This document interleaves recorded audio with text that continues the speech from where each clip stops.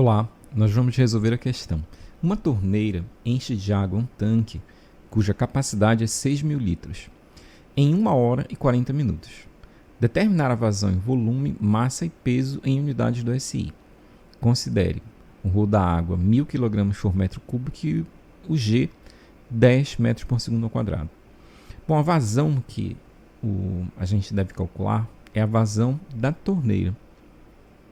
Então, a gente deve procurar, primeiramente, escrever as equações que a gente acha que eventualmente podem ser usadas para resolver esse problema. E nós temos como dados do problema o volume e o tempo. E a gente tem que calcular vazão. Então, uma equação que é candidata é a equação da definição de vazão volumétrica. Então, vazão volumétrica é igual a variação de um determinado volume dividido pela variação do tempo.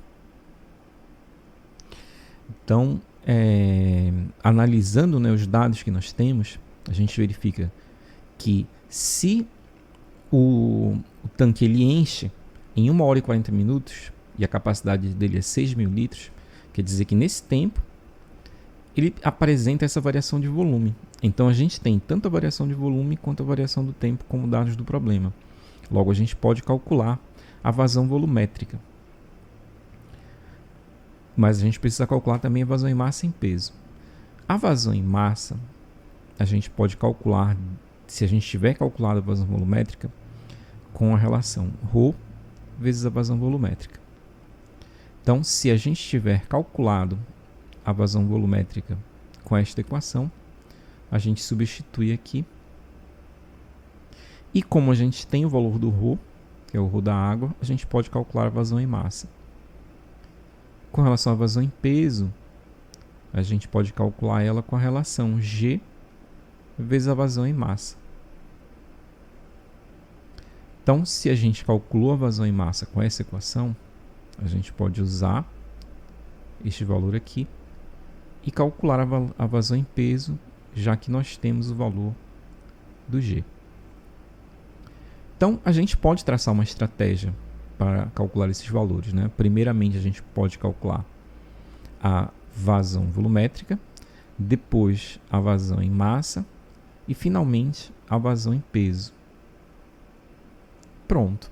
Então, agora vamos realizar estes cálculos. Então, primeiro cálculo, a vazão volumétrica. Então, a variação de volume, a gente tem 6.000 litros. Vamos logo trabalhar com as unidades do SI, já que o problema pede para a gente colocar nas unidades do SI essas vazões. Então, 6.000 litros, para a gente transformar para metro cúbico, a gente tem que multiplicar por 10 a menos 3. Então, seria essa variação de volume.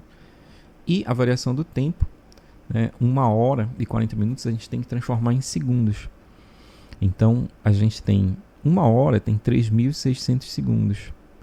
E 40 minutos, a gente tem 40 vezes 60. Então, aqui a gente tem 6 vezes 10 a menos 3, isso se transforma em 6. E 3.600 mais 40 vezes 60 é 2.400. Então, a gente vai ficar com a razão 6 sobre 6.000. E quando a gente faz o cálculo, a gente pode cortar esse 6, vai ficar 1 sobre 1.000. E 1 sobre 1.000 é 10 a menos 3, ou 0,001. Mas vamos colocar aqui 10 a menos 3. Como a gente transformou tudo para o SI, a gente tem, então, metro cúbico por segundo como a unidade dessa vazão volumétrica. Vamos agora calcular a vazão em massa. Então, a vazão em massa é igual a ρ, que é 1.000, vezes 10 a menos 3, que é o Q. Então, quando a gente multiplica um por outro, a gente tem a vazão em massa de 1 kg por segundo. E, finalmente, a vazão em peso vai ser o G, que é igual a 10, vezes a vazão em massa, que é igual a 1.